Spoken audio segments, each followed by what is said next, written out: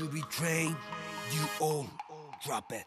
TBS FM 현재 상황 문제 파악 맥락에 집중 묵직한 질문 흔들리지 않는 중심의 축제 일구 몸쪽 꽉 찬 돌 짚고 쇼미더 뉴스 세상을 바라봐 어제의 뉴스가 오늘의 변화 쇼미더 뉴스 진실을 찾아봐 오늘의 뉴스가 내일의 역사 쇼미더 뉴스 꼭 알아야 하는 뉴스만 골라서 전해드립니다. 쇼미더 뉴스 전해줄 분들입니다. 봉보로봉봉 봉봉봉 최진봉 성공회대 교수고요. 뚱커벨 인사이트 K의 배종찬 소장입니다. 벨벨벨벨벨벨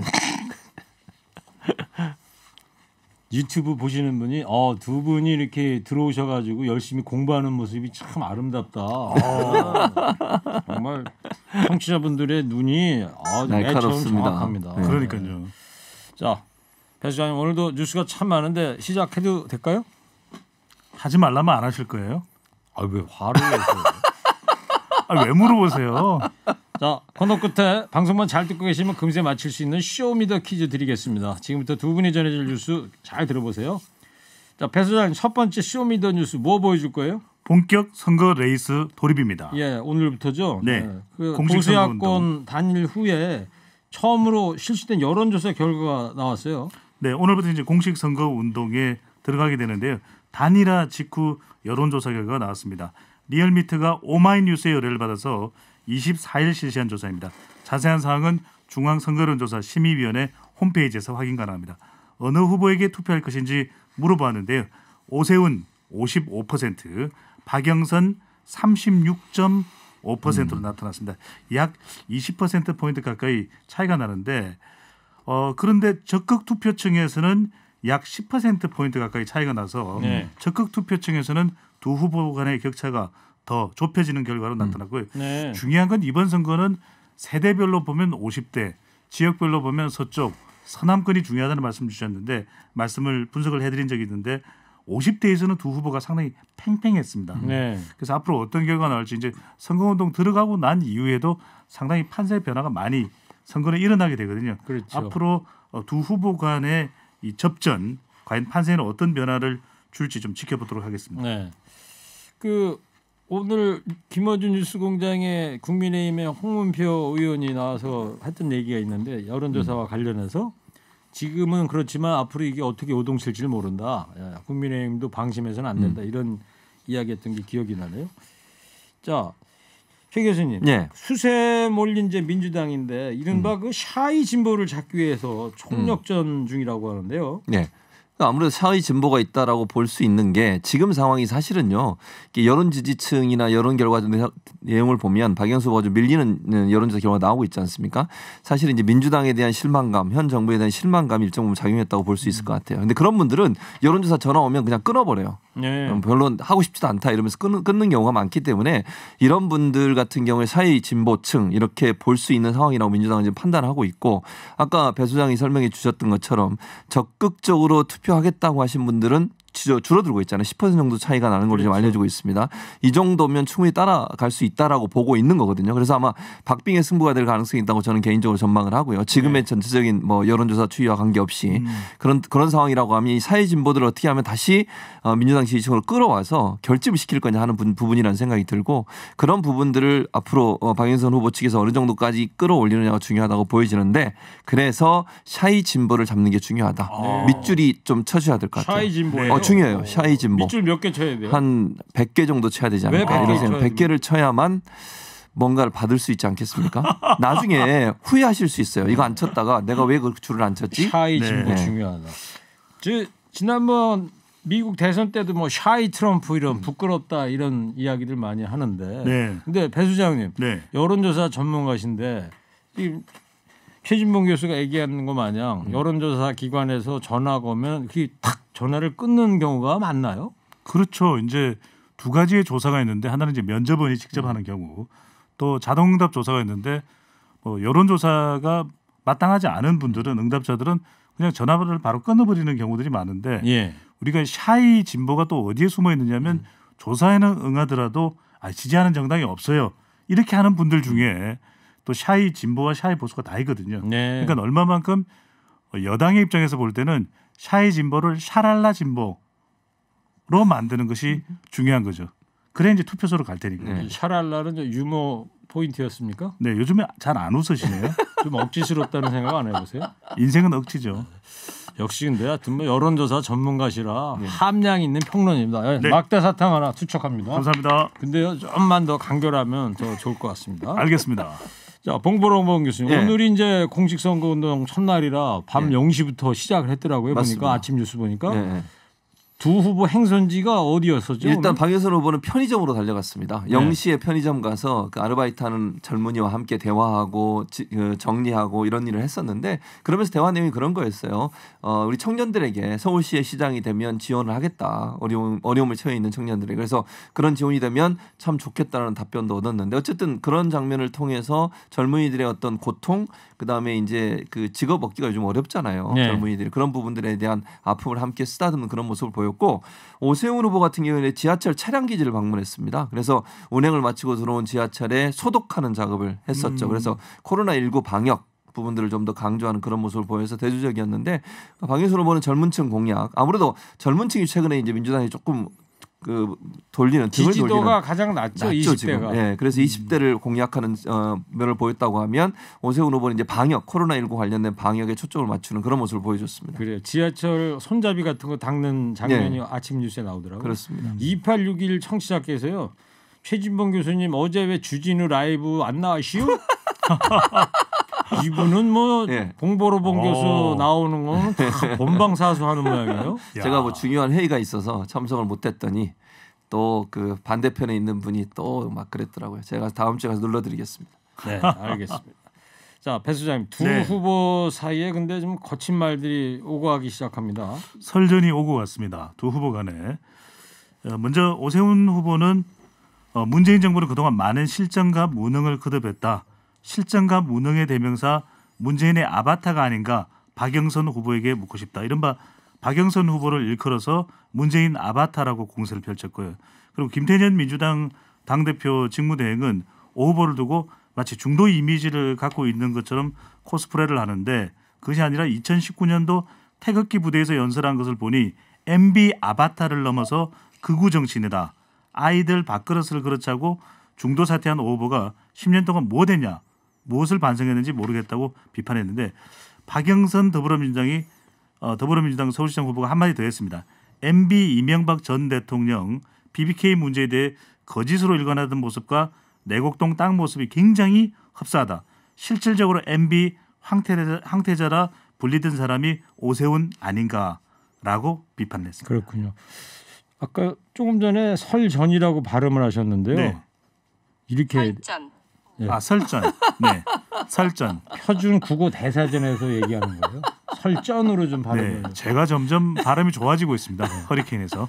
자, 최 교수님. 예. 이낙연 전 대표가 오늘 한 라디오 방송에 출연했는데 어떤 이야기들이 나왔죠? 뭐 이런 얘기를 했어요. 왜 이게 사실은 프레임 전쟁인데 선거라고 하는 것은 야당은 지금 선거를 어떤 프레임으로 몰고 가냐면 정권 심판으로 몰고 가고 있거든요. 여당은 인물론으로 몰고 가고 있고요. 네. 그러니까 인물 대결로 몰고 가고 있는 이 상황에서 정권 심판을 주장하는 그 야당의 주장에 대해서 일침을 가했는데 뭐라고 얘기했냐면 아니 1년짜리 시장 뽑는데 무슨 정권 심판이냐 그렇게 얘기를 했고 또 이제 뭐 이낙연 후보는 이낙연 전 대표죠. 서울 부산 박빙의 승부가 될 거다 그렇게 예측을 해서 저도 뭐 그렇게 예측을 합니다. 뭐 여론조사 전문가들도 지금 상황의 이런 차이가 결국에 막판에 가서는 박빙으로 끝날 수밖에 없다라고 얘기를 하고 있기 때문에 네. 제가 예측하건대도 박빙의 승부입니다. 얼마나 많은 사람이 투표장에 나오고 지지층을 결집해내느냐 중도의 마음을 얼마나 끌어안느냐가 결국 승부처가 되지 않을까 하는 생각이 듭니다. 네. 배 수장, 임종석 전 비서실장을 향해서도 순서를 했어요. 네. 이낙연 전 대표가 한 방송에 출연해서 한 발언이었는데 임종석 전 비서실장이 박원순 전 서울시장 시절에 정무부시장을 역임했거든요. 네. 그런 만큼 서로 간에 인간적 교감이 있었고 한편으로는 박원순 전 시장이 지금 선거 국면에서 지나치게 이제 폄하되는 이런 부분에 대해서 상당히 안타까울 수 있습니다. 그런 만큼 본인의 SNS에서 박원순 전 시장이 그렇게 몹쓸 사람이었나 이렇게 이제 두둔하는 발언을 했는데 이것 자체가 박영선 후보에게는 상당히 부담이 될 수 있다. 왜? 여성 피해도 그렇고 최근에 뭐 피해 호소인 관련해서도 캠프 내에 또 여성 3인방이 사퇴하는 일도 있었는데 좀 신중했으면 좋겠다. 후보에게 도움이 되는 행동이 필요하다라고 강조를 했습니다. 네. 최 교수님, 박영선 후보는 성추행 피해자를 직접 만날 의향이 있다 이렇게 얘기를 했어요. 그렇습니다. 아무래도 이번 선거가 어쨌든 이 뭐 박원순 전 시장에서부터 시작해서 이제 선거가 이루어진 거 아니겠습니까? 그렇다고 하면 야당 입장에서 이 부분을 끝까지 끈질기게 계속 공격을 할 겁니다. 그래서 저는 임종석 전 실장의 그런 발언은 지금 시점에서 저는 부적절하다고 생각해요.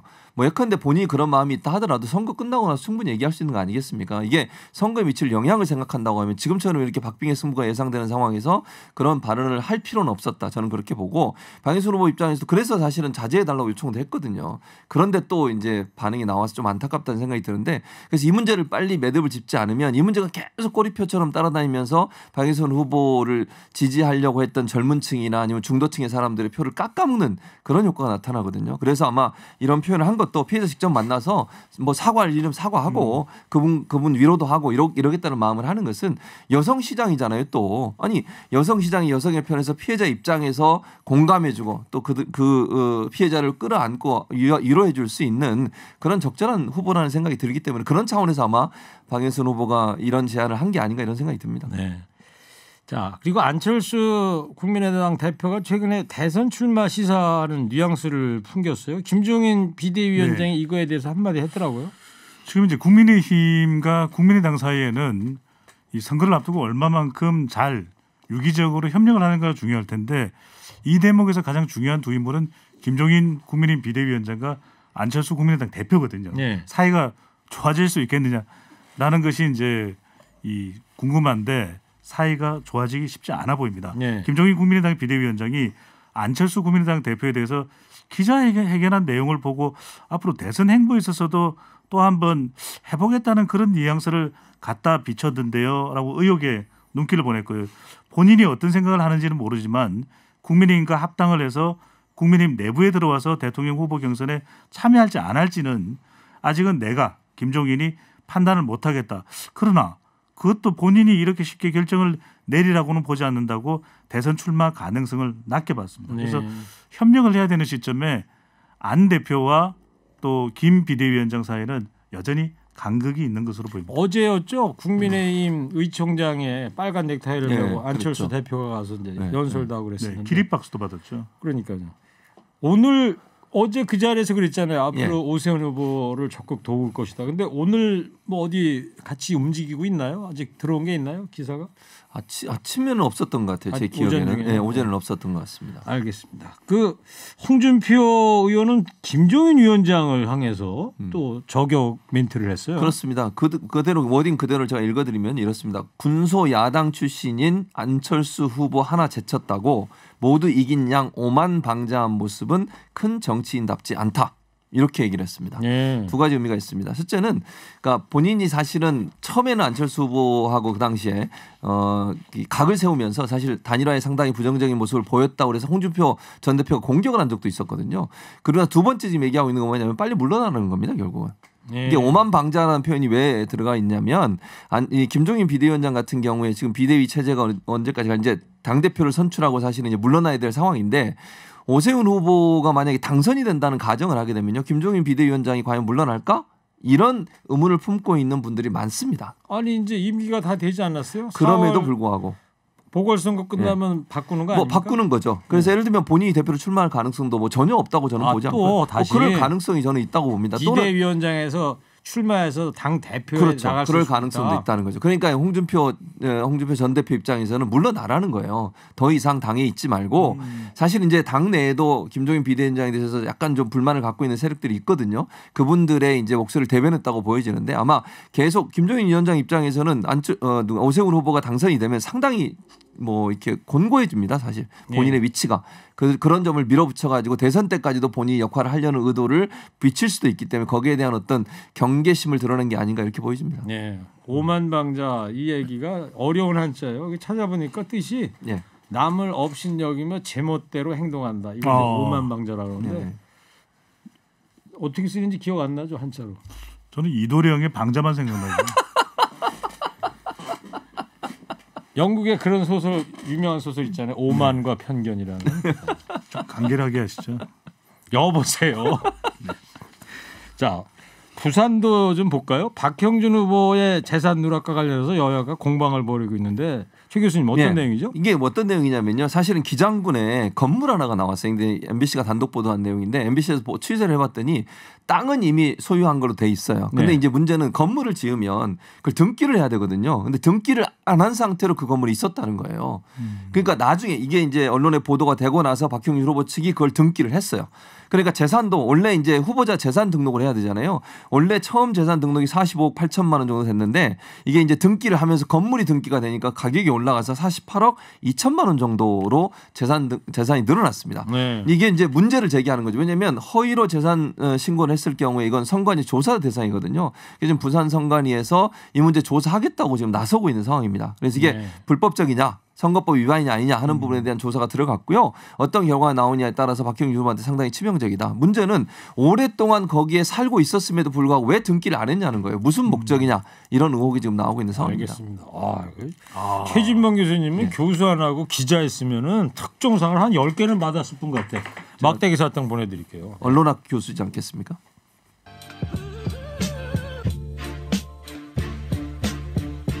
배 수장님 두 번째 쇼미더뉴스 뭐 보여줄 거예요?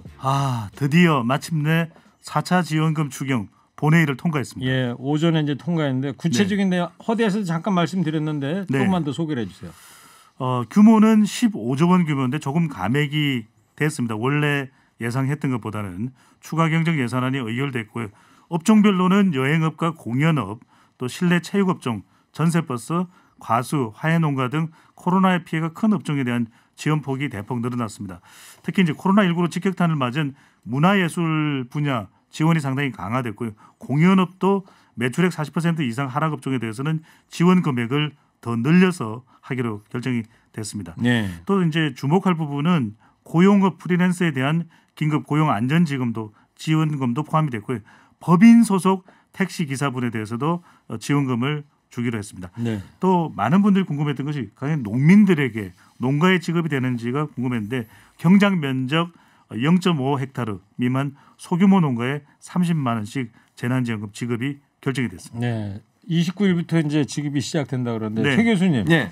국민의힘 쪽 반응은 어때요? 협상에 난항을 겪게 됐었는데. 난항을 겪었죠. 사실 왜냐하면 이게 현금 살포다 이러면서 논란이 계속됐어요. 이번에 추경에서 가장 눈에 띄는 것 중에 하나는 뭐냐면 4차 재난지원금이 늘어났습니다. 원래 정부에서 요청했던 것보다 금액이 늘어났어요. 예. 그러면서 이제 실제적인 보상을 해주는 거거든요. 예전에는 추경 예산 중에 이제 재난지원금 관련해서는 고용 창출 쪽에 좀 더 많은 무게를 뒀다면 이제는 실제 피해를 본 사람, 아까 지금 배 수장이 설명해 주신 것처럼 뭐 운전하시는 분들이나 버스 운전하시는 분들, 그다음에 화훼농가, 그다음에 1.5헥타르 미만의 농가들 이런 분들한테 돈을 지급하는 거거든요. 이걸 가지고 야당이 계속 현금 살포다. 이게 선거를 앞두고 현금 살포다 이런 얘기를 하면서 계속 안 했다가 역풍을 맞을까 봐 결국 이제 합의해줘서 넘어간 거기 때문에 뭐 처음에는 좀 불만이 있었지만 이제 최근에 들어와서 다시 통과되고 나서는 그렇게 큰 불만을 표시하지는 않고요. 네. 4차 재난지원금이 어떤 국민들의 도움이 되면 좋겠다 이런 식으로 이제 선거에 유리한 쪽으로 양측 다 이용하려는 의도를 보이고 있다고 볼 수 있습니다. 알겠어요. 아까 배 수장님이 지원 금액에 대해 말씀드렸는데 네.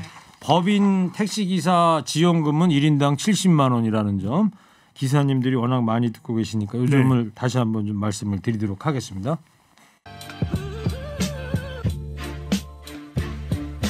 저는 허리케인 라디오 앵커 DJ 최일구고요. 최진봉 성공회대 교수, 인사이트계 배종찬 소장과 함께하고 있습니다.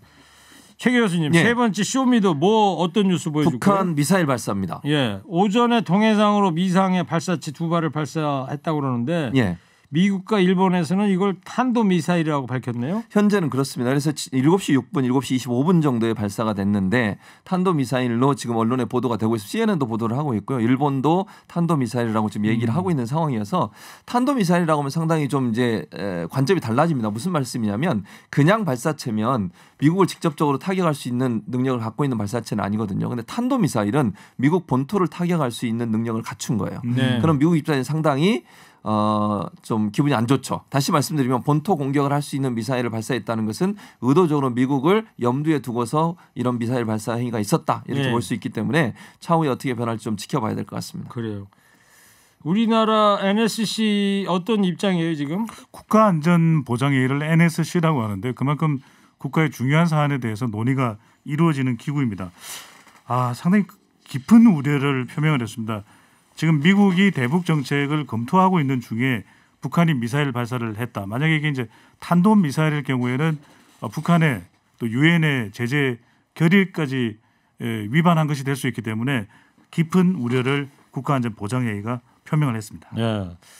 최 교수님, 북한인데 왜 이러는 거예요? 바이든 행정부 이제 출범하면서 이러는 거 시작하는 거죠? 왜냐하면 뭐 이미 알려졌습니다. 바이든 행정부는 사실은요 북한의 이런 행동, 그 전에 또 미사일 발사체를 발사를 했는데 크게 개의치 않았어요. 그래도 우리는 대화하겠다는 입장이거든요. 지금 현재 미국의 바이든 행정부의 입장은 대화하겠다는 입장을 갖고 있기 때문에 북한 입장에서는 협상에서 어쨌든 본인들한테 유리한 입장을 가져야 되기 때문에 강력한 어떤 무력 시위를 했다고 저는 봐요. 그러니까 이게 협상을 깨기 위한 거라기보다는 협상을 좀 더 유리한 위치에서 끌고 가기 위한, 즉 바이든 행정부 출범하면서 본인들이 주도권을 쥐고 북미 관계 협상을 끌고 가려는 의도를 가지고 이런 행동을 했다, 이렇게 보는 게 저는 맞을 것 같고요. 네. 제가 볼 때 이것 때문에 협상이 깨지거나 아니면 협상을 안 하는 가능성은 저는 낮다고 봅니다. 알겠습니다. 자, 방송만 잘 듣고 계셨으면 금세 맞힐 수 있는 쇼미더 퀴즈 드리도록 하겠습니다. 여론조사상 수세에 몰린 민주당은 숨은 지지층, 이른바 이것이 많아서 승산이 충분하다는 입장인데요. 이게 뭘까요? 뚱커벨, 품격 있는 힌트 부탁드립니다. 네, 봉보르봉 봉 교수님. 예. 또 뭐 미국에서 또 대학 교수 하셨으니까 영어 잘 하시는데 좀 부끄럽다, 드러내기 좀 곤란하다. 샤이라고 그러죠. 샤이하다. 샤이. 네. 진보고. 네. 아, 그렇군요. 배 수장님, 힌트 부단한 연구 좀 부탁드리겠습니다. 알겠습니다. TBS 앱 50원 유료 문자 샵 0951로 정답 보내주세요. 선물 준비되어 있습니다. 청정자연과 과학이 만난 프리미엄 생수 닥터코아에서 커피 기프트콘, 마음까지 편안한 소파 G2 가구에서 커피 기프트콘, 환독 화장품에서 스펠라 여성용 화장품 세트를, 전국 자동차 정비업체 판매 원바이오 케미칼에서 Q마크 품질 인정 온실가스 매연 감소제를, 아이들도 마실 수 있는 1년 발효 유기농 프리미엄 탄산음료 베리클을, 부모님 드리려 샀다가 내가 다 먹어버린 과자 화성당 제과에서 건강과자를, 층간소음 해결은 제로블럭에서 매트, 판촉물은 베픽에서 친환경 허스키 컵, 달콤함과 행복한 맛을 선사하는 타르트 명가 카페 민용에서 디저트 상품권, 자연성분 화장품 라피네제이에서 피부 탄력 회복에 좋은 넥스리 크리에이티브 3종 세트를 드립니다. 네, 수고들 하셨고요. 근데 배 수장님, 성대모사 같은 거 자제 좀 부탁드리겠습니다. 오늘 하나도 안 했잖아요. 쇼미더뉴스, 지금까지 최진봉 교수, 배종찬 소장이었습니다. 두 분 고맙습니다. 쇼미더뉴스.